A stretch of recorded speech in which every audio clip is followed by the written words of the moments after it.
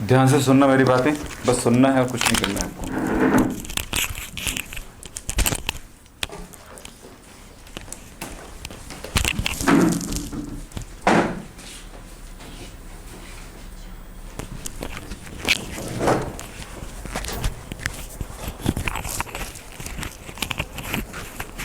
क्या हो गया? कुछ है तो बोलो। जैव अणु,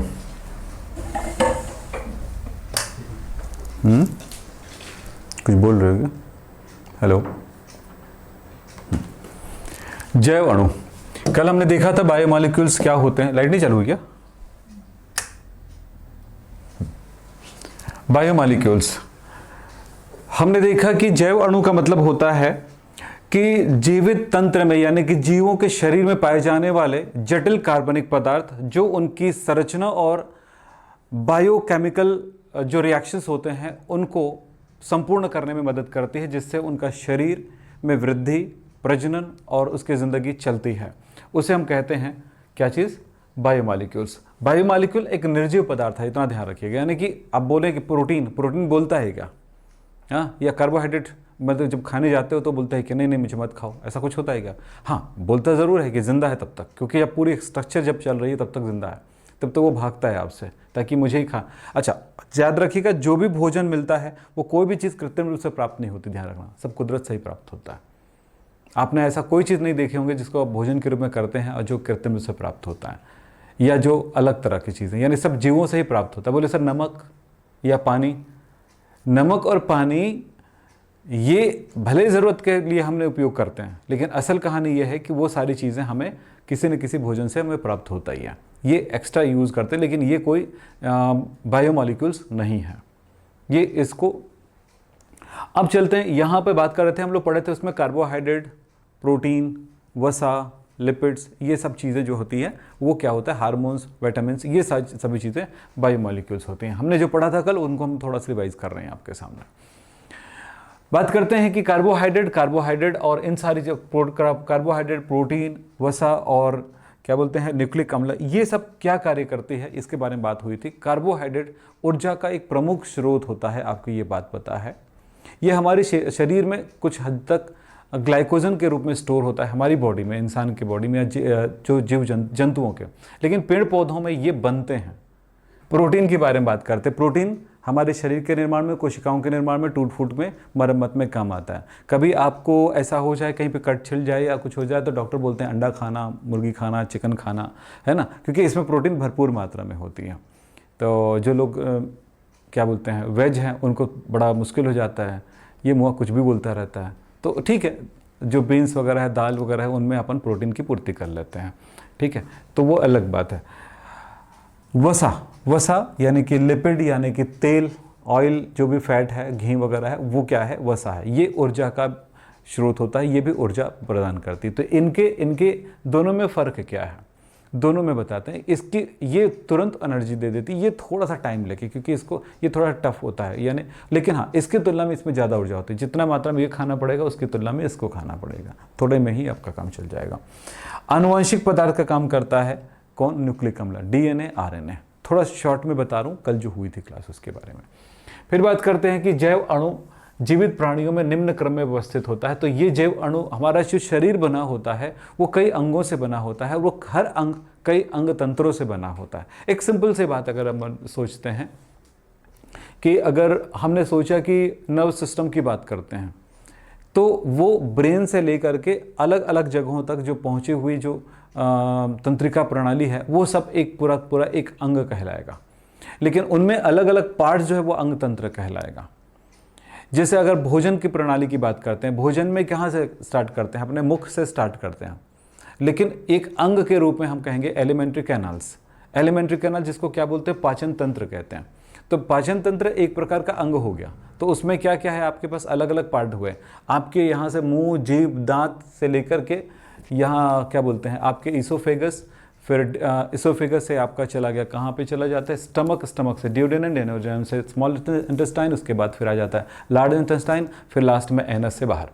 फिर बाद में एक बीच में आपका ड्यूडेनम के पास एक क्या बोलते हैं गाल ब्लेडर होता है, यानी कि जिसको क्या बोलते हैं हम लोग पित्ताशय बोलते हैं, वो इसी का पार्ट है, इसी में आएगा। जो लीवर जो है वो इसी भोजन पाचन तंत्र के हिस्से के साथ आता है, वो अलग तरह के भी अलग से भी पढ़ सकते हैं। तो ये सारी चीज़ें जो है पूरा एक अंग कहलाएगा, कौन सा, जिसको हम कहेंगे पाचन तंत्र, ठीक है, जिसको एनिमेंट्रिक करनाल के साथ हमने अरेंज किया।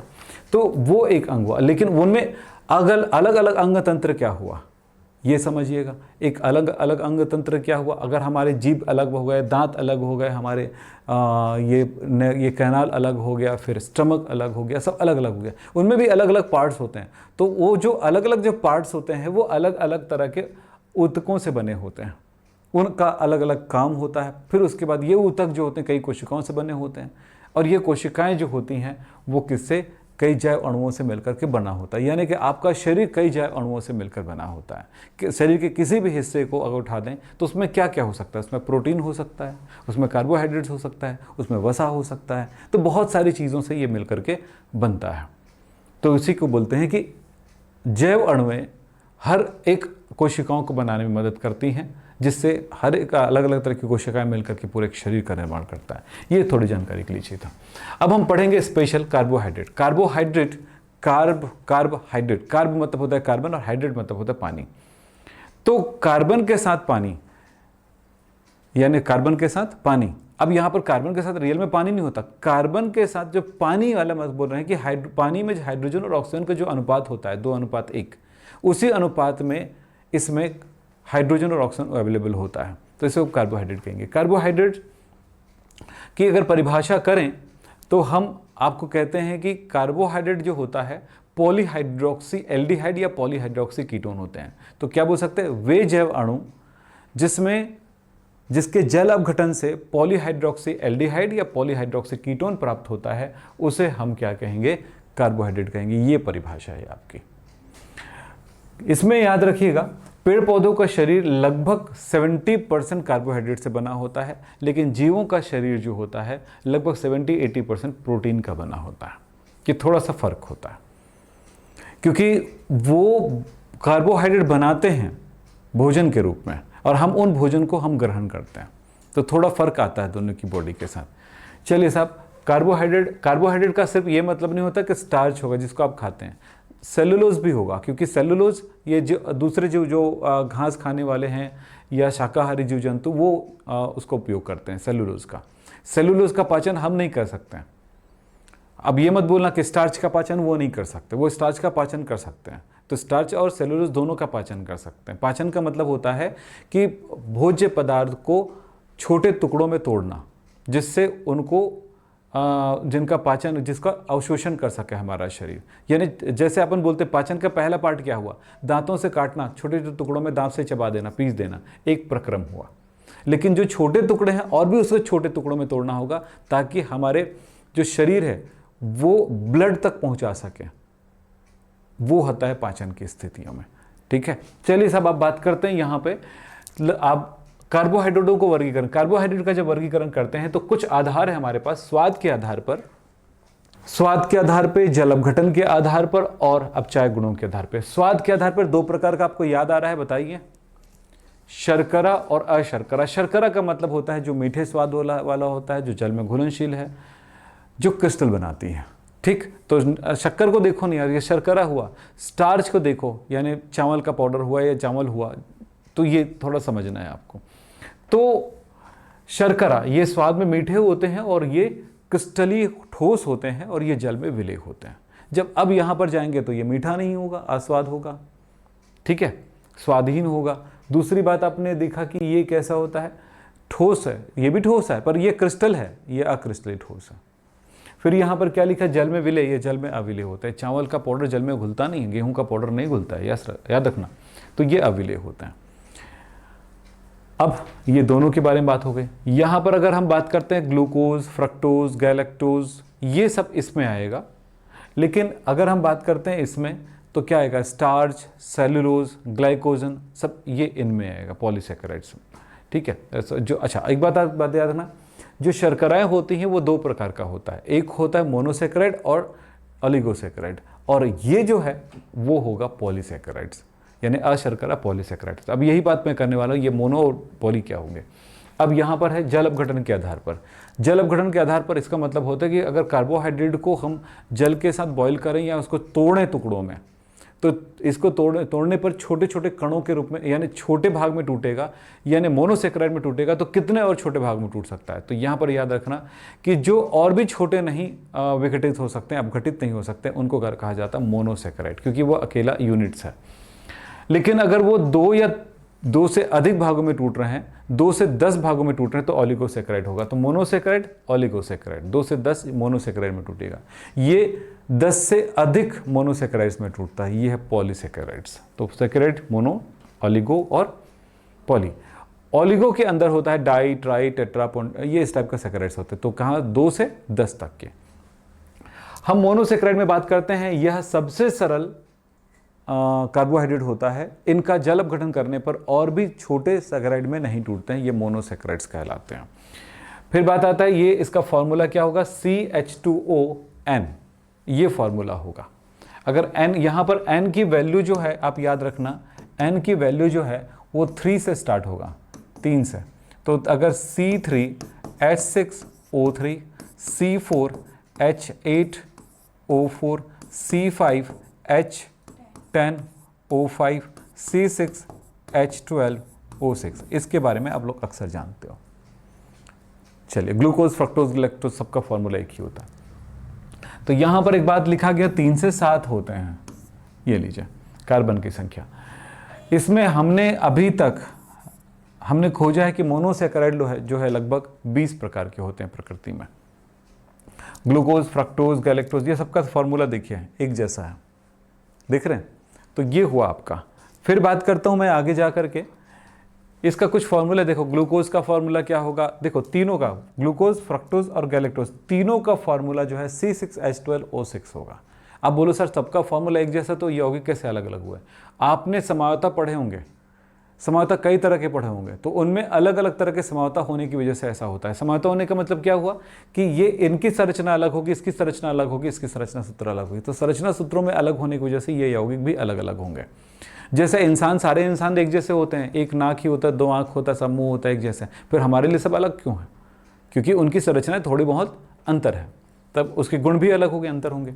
तो राइबोज होगा C5H10O5। अब बात करते हैं ओलिगोसेक्राइड। ओलिगोसेक्राइड में ये बोला गया है कि ये 2 से 10 तक के मोनोसेक्राइड के पॉलीमर से बनते, पॉलीमराइजेशन से बनते हैं, या फिर इनका जल अपघटन करेंगे तो 2 से 10 तक के मोनोसेक्राइड इनसे प्राप्त होते हैं। याद रखिएगा, मोनोसेक्राइड की संख्या के आधार पर हमने इनको कई वर्गों में बांटा है।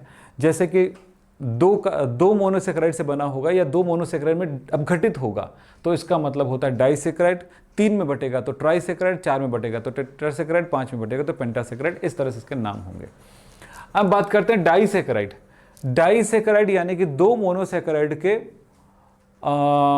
मिलने से बना हुआ है। अब मैं एक सिंपल सा एग्जांपल बताता हूं कि, या फिर यूं कह सकते हैं, इनका जल अपघटन करने पर 2 प्रकार के 2 मोनोसेक्राइड्स देंगे, तो इनको हम क्या कहेंगे, डाइसेक्राइड कहेंगे। जैसे एग्जांपल के तौर पे यहां पर देखिए, हमारे पास आता है सुक्रोज। सुक्रोज जो है ग्लूकोज और फ्रक्टोज के में टूटता है, अगर आप इसको तोड़ें तो। माल्टोज जो है वो ग्लूकोज और ग्लूकोज में टूटता है। ये गैलेक्टोज जो है ग्लूकोज और गैलेक्टोज में टूटता है, गैलेक्टोज में, ठीक है। तो इस तरह से दो मोनोसेक्राइड के मिलने से ये बना हुआ सुक्रोज कैसे, सुक्रोज होता है C12H22O11। पानी मिलाओ, पानी के साथ अम्ल की उपस्थिति में ये अपघटित हो जाएगा किसमें, C6H12O6 प्लस C6H12O6। तीनों का फॉर्मूला सेम है भाई, C12H22O11। सुक्रोज का, सुक्रोज आप लोग यूज करते हो डेली के काम में, जो भी शक्कर है आपके घर में सुक्रोज है। तो sucrose, maltose and lactose. Sucrose बना होता है ग्लूकोज एंड फ्रक्टोज से। यानी अगर आपने सुक्रोज को, शक्कर को बहुत अच्छे से उबाला हो तो वो टूट जाएगा किसमें, ग्लूकोज और फ्रक्टोज में। लेकिन एक बात है, इसके टूटने के लिए कुछ उत्प्रेरक की जरूरत पड़ती है, अम्ल की जरूरत पड़ती है। तो उस स्थिति में अगर उबाला है तो बहुत आराम से ये टूट जाते हैं। यहां पर बात करते हैं माल्टोज। माल्टोज ग्लूकोज और ग्लूकोज में टूटेगा। इसी तरह से लैक्टोज जो है ग्लूकोज और गैलेक्टोज में टूटेगा। लैक्टोज मिल्क में पाई जाती है, माल्टोज माल्ट में पाया जाता है, और सुक्रोज जितने भी मीठे फल होते हैं उनमें पाई जाती है। इसका सामान्य सूत्र C12H22O11। एक एग्जांपल के तौर पे बात करें इन सभी का। ट्राइसेकेराइड, इनको तोड़ने पर 3 प्रकार के सेकेराइड्स प्राप्त होंगे। मैं आपको यहां पर आपको बताना चाहूंगा ट्राइसेकेराइड। ट्राइसेकेराइड में क्या 3 समान या असमान सेकेराइड होते हैं। उसमें भी हम लिख सकते हैं समान या असमान हो सकते हैं। जैसे माल्टोज में ग्लूकोज ग्लूकोज समान मोनोसेकेराइड्स के मिलने के से बना हुआ था। यही बात यहां पर ट्राइसेकेराइड, हमने कल की क्लास यहां तक पहुंचाया था, आपको याद होगा, ठीक है, यहीं तक आया था ना, याद है कि नहीं। अब ट्राइसेकेराइड में हम कुछ एग्जांपल्स आपके साथ लेके चलेंगे। ट्राइसेकेराइड्स एग्जांपल है रेफिनोज। अब मैं इसको ऐसे कहूं कि कुछ इस बारे में बात किया करिएगा कि C6H12O6 की 3 अणु में मिलेगा। हर 2 अणु के मिलने से 1 जल के अणु निकलता, तो हम 3 अणु के मिलने से 2 जल के अणु निकलेगा। बच क्या जाएगा बताइए, ये कैसे बना होगा। तो यहां पर कार्बन है 6 × 18, हाइड्रोजन है कितना है 12 × 36, 36 में कितना निकल 6 निकल गया, कितना आएगा 30।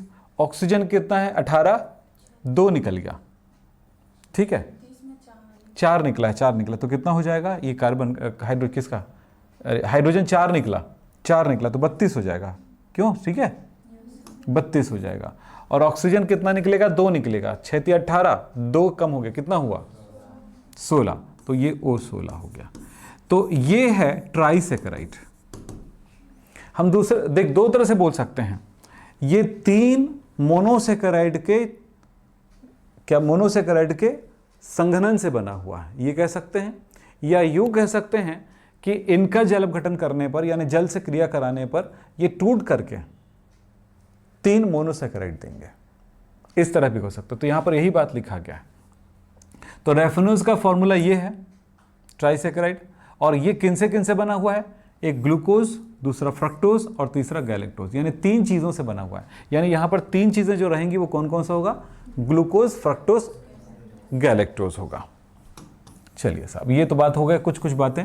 एक मजेदार बात बताता हूं, आपने शक्कर कभी चखा है, खाया है, हाँ के ना बोलो ना यार, खाया तो खाया, नहीं खाया तो नहीं खाया, मेरा कौन बिगाड़ लेगा, बोले सीधी बात, नहीं खाया कौन बिगाड़ लेगा तुम्हारा, नहीं खाया तुम्हारी मर्जी भाई, नहीं खाया कैसे, डायरेक्ट भी खाए होगे, इनडायरेक्ट भी खाए, इनडायरेक्ट तो रोज खाते हो है ना, कभी बिस्किट, कभी चॉकलेट, कभी ये कभी वो, रोज चल रहा होगा, समझ में आया ये। तो वैसे टेट्रा सेक्राइड्स भी होंगे, तो इतना नहीं जाते, टेट्रा सेक्राइड तक हम लोग नहीं पहुंचते हैं। तो ये क्लियर है, ये फॉर्मूला भी लिख दिया, देखो आगे नहीं।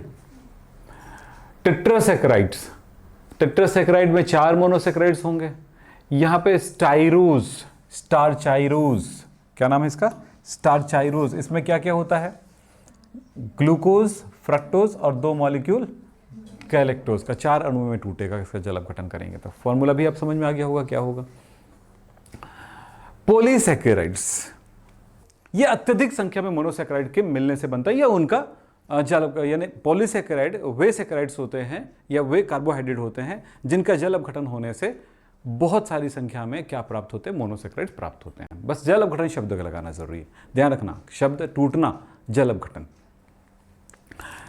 स्टार्च, सेल्यूलोज, ग्लाइकोजन, गोंद, बहुत सारी चीजें जो आती है वो सब चीज क्या होता है, गोंद, अभी आप बोलेंगे गेहूं का आटा हो, चावल का आटा हो, केले हो, जितने भी चीजें जिसमें काफी मात्रा में आलू है।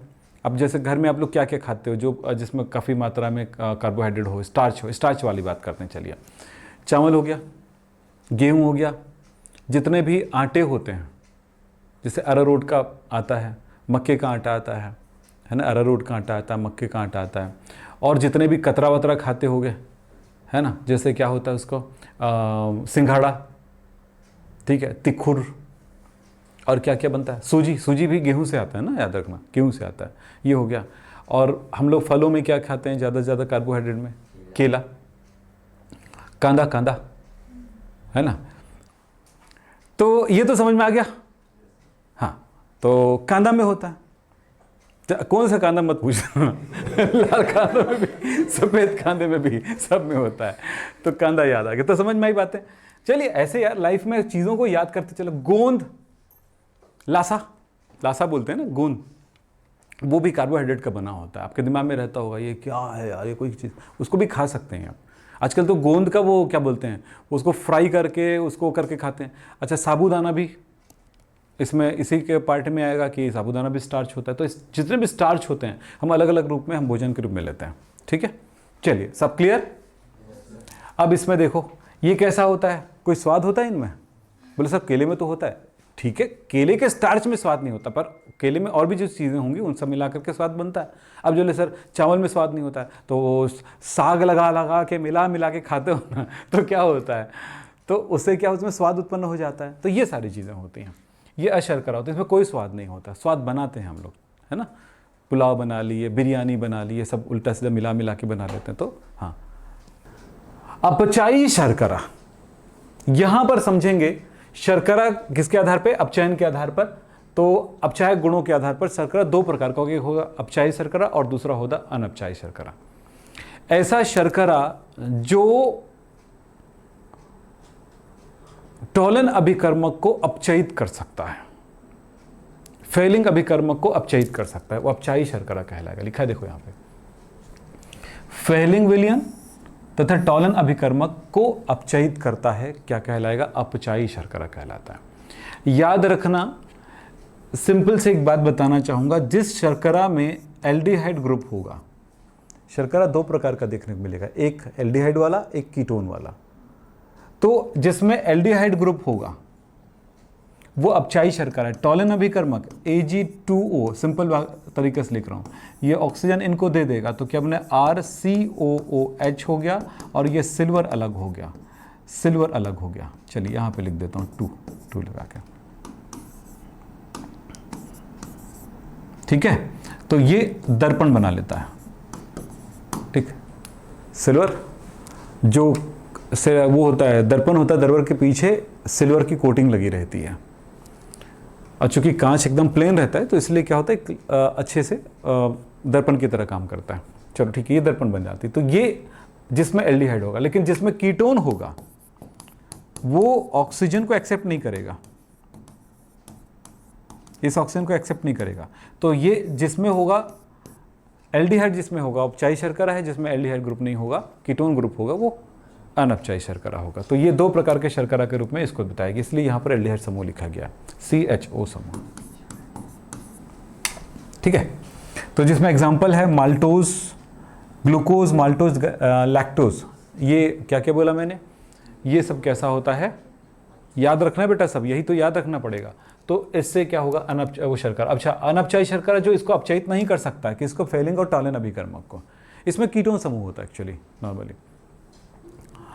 एग्जाम्पल में सुक्रोज। फिर बात करते हैं मोनोसैकेराइड्स। अब आ जाते हैं मोनोसैकेराइड, यही तो खेल है, मोनोसैकेराइड के मिलने से ही डाइसैकेराइड, ट्राइसैकेराइड, पॉलीसैकेराइड सब बनते हैं। तो अब मोनोसैकेराइड को समझना ज़्यादा जरूरी है। अब हमारा काम यहाँ पे शुरू हो गया, वर्गीकरण खत्म, अब हमारा मोनोसैकेराइड को समझना है। मोनोसैकेराइड वे कार्बोहाइड्रेट जो और भी छोटे मोनोसैकेराइड में या इकाई में नहीं टूटते हैं। मोनोसैकेराइड का सामान्य सूत्र ये बोला, एक कार्बन के अतिरिक्त, क्या लिखा है, एक कार्बन के अतिरिक्त सभी कार्बन परमाणु में हाइड्रोक्सी समूह संलग्न होता है, शेष कार्बन में हाइड्रो क्या से बोले, कार्बोनिल ऑक्सीजन रहता है। तो एक छोटी सी बात याद रखना, यहां एक बात याद रखना, अगर 3 कार्बन वाला मोनोसैकेराइड हो, जैसे C3H6O3, यस, 3 कार्बन से स्टार्ट होगा, याद रखना। तो इस शर्करा को बोलेंगे ट्रायोज। क्या बोलेंगे? ट्रायोज। यहां पर याद रखना OAC लगेगा, ट्रायोज।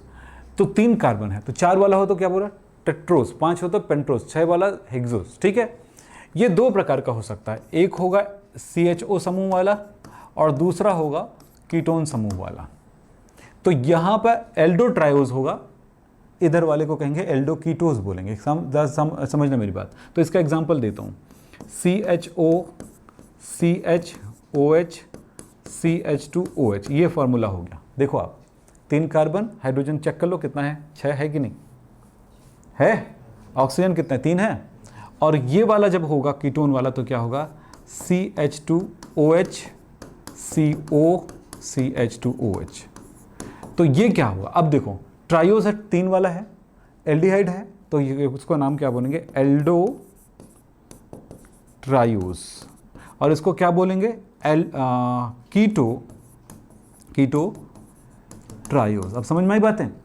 तो aldotriose and ketotriose, 2 प्रकार का ट्रायोज होगा। इसी तरह से अगर मैं ये बोलूं कि C6H12O6 होगा, तो ये भी 2, ये हेक्सोस है, हेक्सोस सुगर है, तो हेक्सोस सुगर 2 प्रकार का होगा। एक कौन सा होगा, एल्डो हेक्सोस, बोलो, और ये होगा कीटो हेक्सोस। एल्डो हेक्सोस में ग्लूकोज है और कीटो हेक्सोस में फ्रक्टोज है। ओके, अब इस बारे में जितनी जानकारी मैंने दिया इसको हम कलेक्ट करते हैं, आगे जाकर के पूरी डिटेल करते हैं। तो मोनोसैकराइड लगभग 20 प्रकार के होंगे और ये सारी चीज़ें मेरे को हटाना पड़ेगा क्योंकि लिख दिया हूं तो तुम्हारा खराब नहीं दिखना चाहिए, समझ लिया। तो चलो बातें हो गई, ये समझ में आया? अच्छा चलो, ये बात तो समझ में आ गया।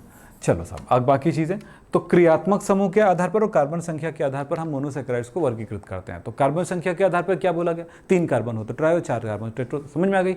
और क्रियात्मक समूह के आधार पर अगर वो कीटोन वाला है तो कीटोज, एल्डिहाइड वाला है तो एल्डोज, तो दोनों शब्द मिलाएंगे क्योंकि भाई ट्रायोज में भी 2 प्रकार का हो सकता है, एल्डिहाइड और कीटोन वाला, 4 वाले में भी ऐसे ही हो सकता है। तो इसी बात को लेकर के हम देखेंगे।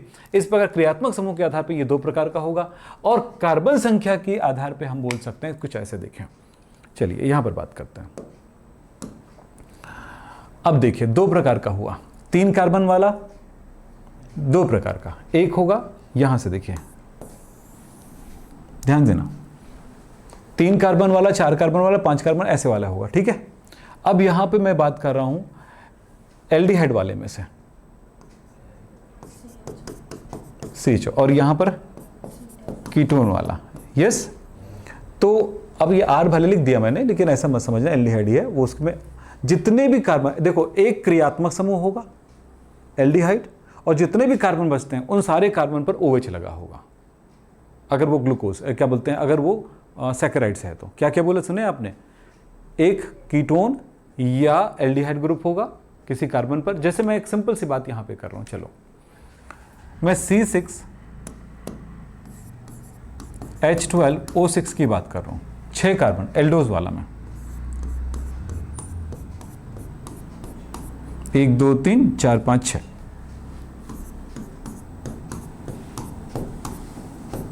ठीक है।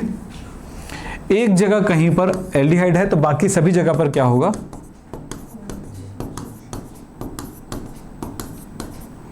बाकी संयोजकता जो बचा है कार्बन की 4 संयोजकता में हाइड्रोजन आ जाएगा,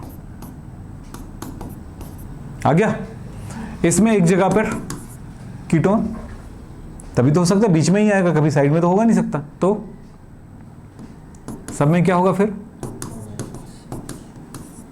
क्लियर है मैं जो बोल रहा हूं। अब फिर बाकी संयोजकताएं, सॉरी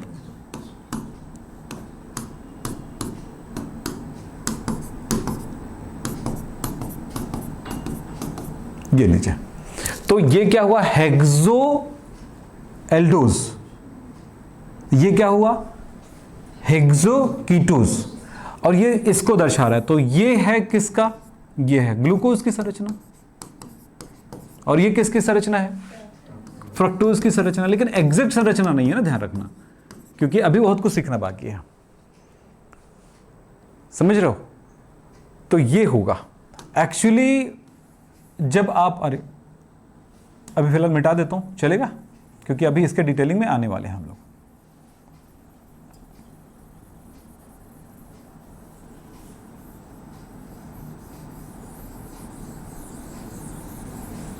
चलो ये देखो, अब देखो 3 कार्बन वाला C3H6O, 4 कार्बन वाला C4H8O4, ये समझ में आ गया। एल्डो वाला तो एल्डो ट्रायोज का कुछ एग्जांपल है ग्लिसरॉल्डिहाइड, एक हो गया। टेट्रोज वाला एग्जाम्पल होगा एरिथ्रोज थ्रियोज, ठीक है। फिर एल्डो पेंटोज में आपके पास आ जाएगा, देखिए एल्डो वाला है, तो एक राइबोज में एक, जहां पर ज़्यादा ज़रूरी है वही चीज़ मैं अंडरलाइन करूंगा। इसमें तो है ही, ये तो है ही, ये भी ठीक है, दोनों राइबोज। 6 कार्बन वाले में आपका आएगा ग्लूकोज में, देखें ग्लूकोज, मैनोज, गैलेक्टोज, ये याद रखिएगा, बाकी सारी चीज़ें याद रखना चाहें आपकी मर्जी। कीटोज में ट्राई कहते हैं डाईहाइड्रोक्सी एसीटोन, इसमें सबसे ज़्यादा महत्वपूर्ण आपके लिए है फ्रक्टोज, हेक्सोकीटोज में, ठीक। तो क्लियर हो गई ये बातें। तो कार्बन की संख्या और एल्डिहाइड को मतलब उसके ग्रुप को देखते हुए हम अलग अलग तरह से इसको वर्गीकृत करते हैं। ये आपको थोड़े मेहनत करके याद रखना पड़ेगा, जो अंडरलाइन करा है उसके आधार पर। मैंने थोड़ा सा देख लेता हूँ आपको, चलो ठीक है, ये तो समझा दिया ना मैंने इसके बारे में। ग्लिसरल्डिहाइड 3 कार्बन के सब रिलेटेड, C3H6O3 कौन सा, एल्डो ट्रायोज होगा इसका, और एक क्या होगा कीटो ट्रायोज, और इसमें क्या होगा CHO COH H, फिर C2H और एक OH है ना, तो CH2OH CH2OH CO CH2OH। अब इसी में याद रखना एक मजेदार बात, ध्यान से मेरी बात सुनना, नीचे से ध्यान देना, आगे जाके पढ़ाऊंगा आपको। नीचे CH2OH के जस्ट बाद ये इतने भाग को देखा जाता है। अगर ये OH राइट साइड है, ये क्या चीज़ है, इसका नाम है, इस कंपाउंड का, इस फॉर्मूले का नाम है, इस कंपाउंड का नाम है ग्लिसरल्डिहाइड। एल्डोट्रायोज में एक एग्जांपल है हमारा ग्लिसरल्डिहाइड, और ग्लिसरल्डिहाइड 2 प्रकार का आपको देखने को मिलेगा। एक में ये हुआ OH इस साइड आ गया, अब OH अगर राइट साइड में हो तो इसका नाम होगा डी ग्लिसरल्डिहाइड।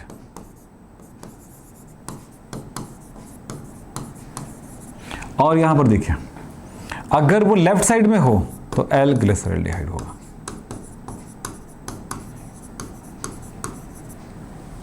ध्यान देना, अभी बहुत कुछ सीखना है बेटा, मतलब पढ़ाना तो मैं ऐसे पढ़ा दूंगा हवा में, लेकिन अगर उसकी गहराई के साथ पढ़ना है तो बिल्कुल पढ़िए, आप समझिए इसको, ठीक है। और कई प्रैक्टिस लेना पड़ेगा एग्जाम में जाने से पहले इस चैप्टर में, क्योंकि लगता बहुत आसान है चैप्टर, पर उतना ही ज़्यादा कठिन है चैप्टर। पहले से बता देता हूँ, क्योंकि याद रखने वाली बात आती है यहाँ पर। चलिए, तो इससे रिलेटेड कुछ बातें, तो ग्लिसरल्डिहाइड, इसके देखो, इसके 2 प्रकार के कंपाउंड, इसके एग्जांपल में मेरे पास है ग्लिसरल्डिहाइड 2 प्रकार का देखने मिला। ग्लूकोज भी 2 प्रकार के मिलेंगे, D glucose and L glucose. D glucose मतलब जहां पर CH2OH आएगा उसका OH राइट साइड होगा तो डी ग्लूकोज है, और ये लेफ्ट साइड होगा तो एल ग्लूकोज होगा। तो ऐसे नामकरण होने वाला है आगे जाकर के, ठीक है। चलो इसी बारे में बात करता हूं मैं। डी तथा एल अभिविन्यास बता दिया ना। अब ग्लूकोज के बारे में याद रखना, राइट लेफ्ट राइट राइट। अभी मैंने ग्लिसरल्डिहाइड के बारे में बताया, कहां पे, ये ग्लिसरल्डिहाइड 2 प्रकार का, कौन कौन सा, क्या फॉर्मूला था, ग्लिसरल्डिहाइड क्या बताया था formula, CHO COH right side, और ये CH2OH, ये क्या है नाम, डी ग्लिसरल्डिहाइड, ओके। और दूसरा CHO COH कहाँ, लेफ्ट साइड, तो इसका नाम क्या होगा, एल ग्लिसरल्डिहाइड। ठीक हो गया। अब मैं ग्लूकोज के बारे में बताता हूं। मैंने क्या बोला, राइट लेफ्ट, राइट, राइट, ये बोला। चलिए, CHO 1 2 3 4 5 और ये 6 लास्ट वाला OH। अब मैंने स्ट्रक्चर बना के दिखाया था, आपको याद होगा, सब में एक एक OH आता है। तो इस जगह पे क्या आएगा, आखिरी वाले में 2 बार H आएगा। राइट लेफ्ट, राइट राइट, ठीक है। तो बाकी जगह पे क्या आएगा, H H H H। ये कौन सा ग्लूकोज होगा, D की L? क्यों? क्योंकि मैंने देखने के लिए बोला था ये वाला भाग, ठीक है। वो लिखा, वही थ्योरी लिखा है, कुछ नहीं, पढ़ लेना आप लोग, ठीक है। तो ये बात वही लिखा हुआ है, ठीक है। तो क्या हुआ, अब दूसरा ये क्या होगा, डी ग्लूकोज ना, इसका नाम क्या होगा, डी ग्लूकोज। अब दूसरा राइट ग्लूकोज का फॉर्मूला क्या होगा, बताओ।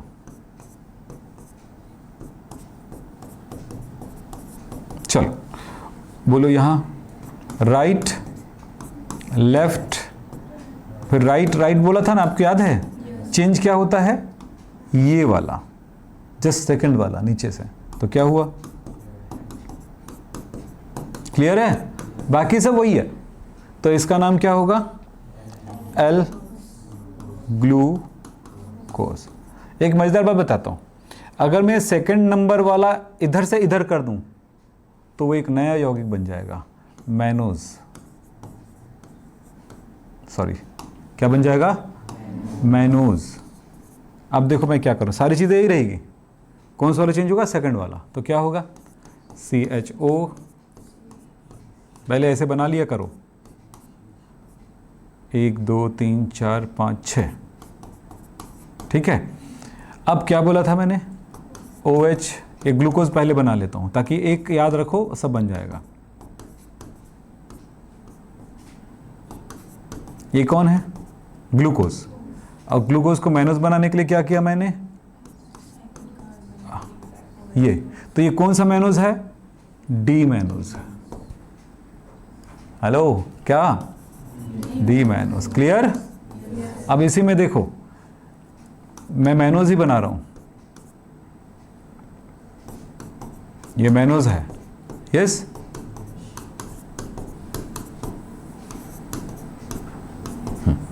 अब ये मैनोज को ये वाला इधर कर दूंगा तो क्या बनेगा, एल मैनोज।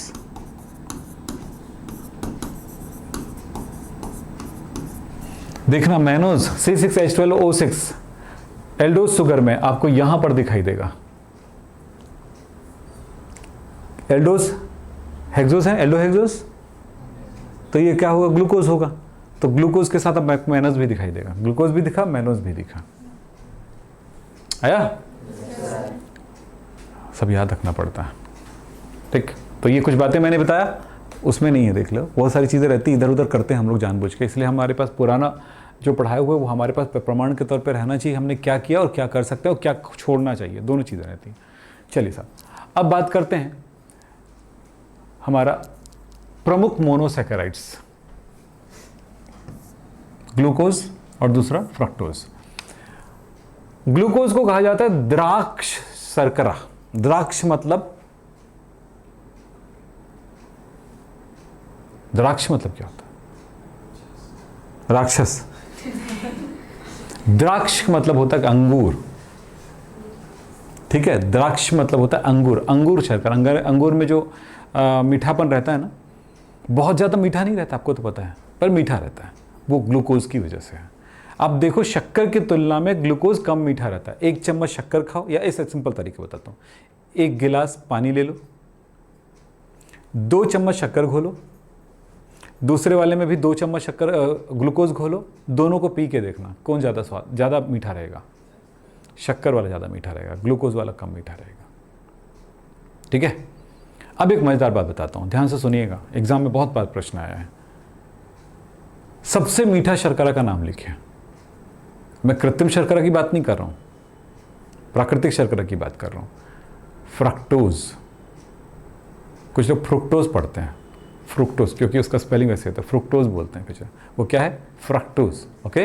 तो फ्रक्टोज सबसे ज़्यादा मीठा होता है, ग्लूकोज कम मीठा होता है, ध्यान रखना। एक बात और, शक्कर जितना घुलता है उसके तुलना में ग्लूकोज कम घुलता है। ग्लूकोज शक्कर का डालते ऐसे घुलते थोड़ी देर में घुल भी जाता है। ग्लूकोज को घोल रहे हो, सफ़ेद सफ़ेद दिख ही रहे, बहुत देर टाइम लगता है, तो उसकी वैल्यूता कम होती है किसके, ग्लूकोज के। फिलहाल मैंने क्या क्या बोला, जनरल नॉलेज बेटा, जो ज़िंदगी में देखते हो उसी चीज़ को आपको अनुभव करना है। कोई चीज़ बाहर से थोड़ी आता है, जो अंदर की ज़िंदगी है वही है सब कुछ, है ना। उसी को पढ़ने के लिए बोला जाता है, उसी चीज़ के ज्ञान लेगा तो ज़िंदगी में काम आएगा। चलो ठीक है, बात करते हैं। तो क्या है, इसको क्या बोला जाता है, द्राक्ष शर्करा डेक्सट्रोज कहा जाता है। डी ग्लूकोज डेक्सट्रोज हो गया, डी ग्लूकोज बोला है तो डी से डेक्सट्रोज हो गया। फ्रक्टोज फलों में जो मीठा बनाता है। अब सर अभी तो बोल दिए थे अंगूर, तो अंगूर को छोड़ करके और भी अंगूर में भी होती है ये चीज़ें, और दूसरे फलों में भी जो मीठा बनाता है फ्रक्टोज की वजह से आता है, तो फल शर्करा कहा जाता है। कीटो हेक्सोज है यह। ग्लूकोज डेक्सट्रोज के बारे में थोड़ी बात करते हैं। देखो, ग्लूकोज फ्रक्टोज के साथ मीठे फलों में, ग्लूकोज फ्रक्टोज के साथ मीठे फलों में, शहद में, कुछ पौधों की जड़ों में पाया जाता है, पके हुए अंगूरों में, द्राक्ष जिसको बोलते हैं, आ गया ना द्राक्ष में प्रचुर मात्रा में, लगभग 20 से 30% तक क्या होता है, ग्लूकोज होता है, इसलिए इसे द्राक्ष शर्करा भी कहते हैं। मधुमेह के रोगियों के रक्त में या उसके यूरिन में क्रमशः 0.3% से लेकर के तकरीबन 10% तक शर्करा यानी ग्लूकोज हो सकता है। समझ रहे हैं, ये थोड़ा ध्यान रखिएगा। उसके तुतु में होता है इतना सारा, तो उसको क्या कर सकते हैं, उसको छान के उसमें शक्कर निकाल के बेच सकते हैं। तो मधुमेह वालों को बुलाएंगे, भैया तू यहाँ कर यार, इधर उधर मत कर। तो ऐसा नहीं बेटा, एक्चुअली क्या होता है, आपने देखना ये जिन लोगों को ये डायबिटीज़ होती है ना, तो जहाँ पे ये करते हैं वहाँ पे चींटी झूमते रहते हैं, क्योंकि उसमें शर्करा होती है। ये पहचान होता है। कभी कभी ये बहुत बड़ा पहचान है आपकी, आप मजाक बात कर रहे हैं अलग बात है, लेकिन एक बड़ी बात बताता हूँ कि भाई जब इस सब के बारे में जानकारी नहीं था लोगों को, मतलब मेडिकल साइंस जितना ग्रोथ कर रहा है वो अलग बात है, हर आदमी के पास पहुंच रहा है, उसके नॉलेज पहुंच रहा है, हर आदमी आजकल डॉक्टर बन गया है, यूट्यूब खोल लिया, डॉक्टर के बारे में बता रहे हैं, वो अलग बात हो जाता है। अब नॉलेज हो ना हो अलग बात है, लेकिन उस ज़माने में ये था कि कहीं उसके पेशाब के आसपास अगर शक्कर क्या बोलते चींटियाँ घूम रहा है ना, तो बोलेंगे भाई पता लगाया जाता था चींटियाँ क्यों आई इस जगह पे, किसके कारण है।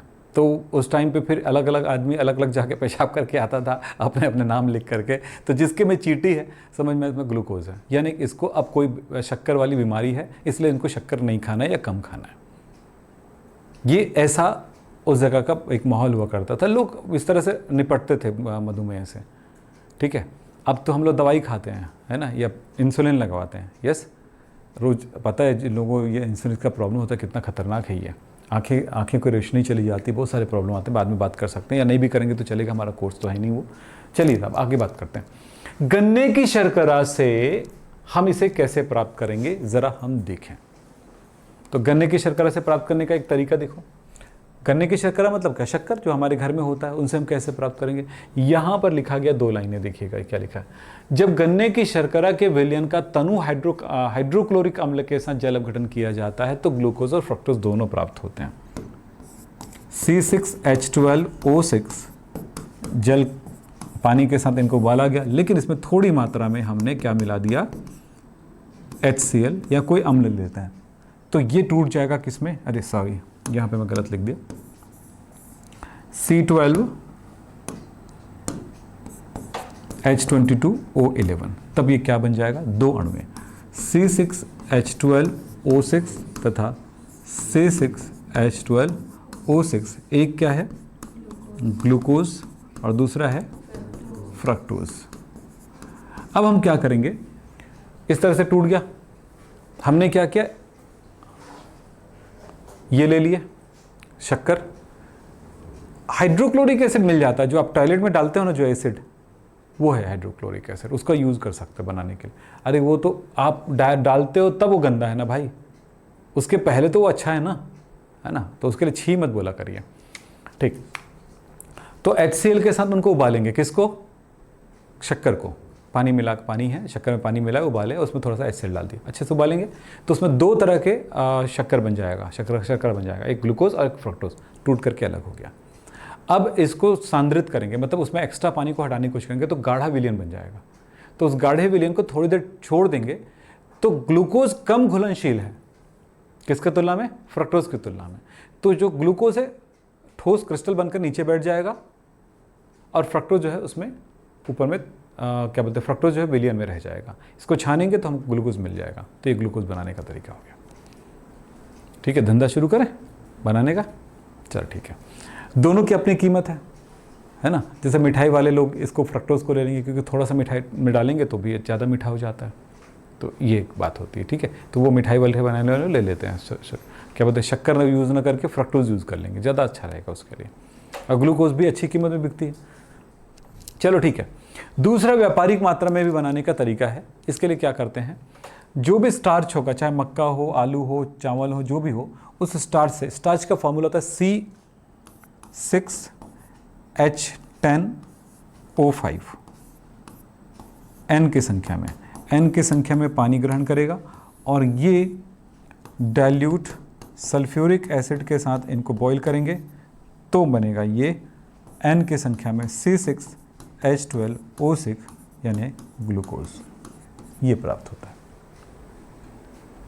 ये क्या चीज़ है? स्टार्च। वो क्या चीज़ है? ग्लूकोज। इसे भी बना सकते हो, यानी चावल है, चावल से शक्कर बना लो। चावल की कीमत कितनी है और शक्कर की कीमत कितनी, सोचो, फ़ायदा इसमें है। ये भी अच्छा तरीका है ना। और तुम लोग को तो 1 रुपये किलो में मिलता होगा तो उसी के बना ले, 1 रुपये किलो का, 40 रुपये किलो का, नहीं 200 रुपये 250 रुपये किलो का वो बना सकते हो, है नहीं। 1 किलो स्टार्च से, 1 किलो चावल से कम कितना, 1 किलो के आसपास क्या मिल जाएगा हमको? ग्लूकोज मिल जाएगा। ग्लूकोज की कीमत कम से कम 100-150 रुपये किलो तो होगा ही होगा। तो 1 रुपया से, चलो उसको बॉईल किए, ये सब किए, चलो इतना मेहनत किए तो कम से कम उसका चला गया। तो 1 किलो कैसे बनाओगे तो 100 किलो 200 किलो बनाओगे ना इकट्ठा। तो सोच लो, बड़ा अच्छा धंधा है ये भी, सीखो यही सब। अब बोले सर ऐसा होता होगा तब ना बनाएंगे, बनता है क्यों नहीं, करो तब तो पता चलेगा। हवा में तो कैसे बात करेंगे आप लोग। चलिए साहब, ग्लूकोज के भौतिक गुण, क्रिस्टली ठोस होते हैं, अणु क्रिस्टली क्या बोलते हैं, एक अणु क्रिस्टल जल होता है, यानी ग्लूकोज में एक पानी होता है उसके क्रिस्टल में। इसके बारे में सोचिए, इसका गलनांक, ग्लूकोज का गलनांक होता है 86 डिग्री सेल्सियस। ध्यान देना, एक और गलनांक देखेंगे, अगर ग्लूकोज को अल्कोहल में घोल लिया, घोलने के बाद अल्कोहल को हटा देंगे तो जो क्रिस्टल बनता है उसका गलनांक बहुत अधिक होता है, 146। तो 2 प्रकार का ग्लूकोज आएगा आपके पास, एक ग्लूकोज कम गलनांक वाला और दूसरा अधिक गलनांक वाला। वो लिखा है जैसे करने के लिए बोला था। यह जल में अति विलेय होता है। अब एकदम ज़्यादा विलेय नहीं होता, शक्कर ज़्यादा घुलनशील होता है, पर ये बोल सकते हैं शक्कर घुलनशील होता है, लेकिन अल्कोहल में उसके तुलना में काफ़ी कम विलेय होता है। बेंजीन और ईथर में अविलेय होता है, स्वाद में मीठा होगा। ग्लूकोज दक्षिण घूर्णक होता है, यानी कि डेक्स्ट्रोरोटेटरी, यानी क्लॉकवाइज। ये प्रकाश, ध्रुवीय प्रकाश किरण को घुमा देती है क्लॉकवाइज, इसलिए इसे डेक्स्ट्रोज भी कहते हैं। इसमें एक बहुत महत्वपूर्ण घटना है कि जब ग्लूकोज को पानी में घोलोगे तो ये ध्रुवीय प्रकाश किरण को लगभग 113 डिग्री घुमा देता है। यानी कितना इसका घूर्णन क्षमता है? 113। लेकिन थोड़ी देर बाद ये पता चलता है कि वो जितना घुमाया वो और कम होने लगता है, कम होकर के कितना हो जाता है? 52 में आकर टक जाता है। जब आपने ताज़ा विलयन बनाया तो वो कितना घुमा दिया? बहुत ज़्यादा। फिर थोड़ी देर बाद ये वापस आने लगता है। तो इसमें क्या होता है, जो दक्षिण घूर्णक होता है, यानी कि क्लॉकवाइज रोटेशन करने वाली ग्लूकोज होती है, थोड़ी देर बाद कुछ मात्रा एंटी क्लॉकवाइज वाला बन जाता है, यानी कि डी की जगह एल बने प्लस, यानी डेक्स्ट्रो रोटेटिव या लीवो रोटेटिव भी बनने लग जाता है। इस घटना को कहते हैं हम लोग म्यूटा रोटेशन। ठीक है, मतलब डी ग्लूकोज पानी में घुलने के बाद कुछ परिवर्तन करने के बाद वो क्या बन जाता है? एल ग्लूकोज में परिवर्तित हो जाती है, जिसकी वजह से डी ग्लूकोज भी है जो ज़्यादा मात्रा में, और एल ग्लूकोज कुछ नया बन जाता है। इसको क्या कहा जाता है? म्यूटा रोटेशन कहा जाता है इस घटना को। तो म्यूटा रोटेशन क्या करके प्रश्न भी आता है आपके पास एग्जाम में। तो इसके बाद है आज की क्लास यहीं पे समाप्त करेंगे। नमस्कार, धन्यवाद, थैंक यू। कल जो पढ़ेंगे तो इससे ज़्यादा एडवांस होगा, लेकिन अगले क्लास में जब आओगे तो कॉपी पेन लेकर के बैठना और स्ट्रक्चर बनाने के लिए बनाना। क्या ग्लूकोज की संरचना बना सकते हो? डी ग्लूकोज की, एल ग्लूकोज की, डी मैनोज और एल मैनोज का बना सकते हो? बना के देखना बिना देखे घर में जाके, आज ही कर लेना, या स्कूल तो जाओगे ही वहाँ पे कर लेना, ठीक है। चलिए, थैंक यू।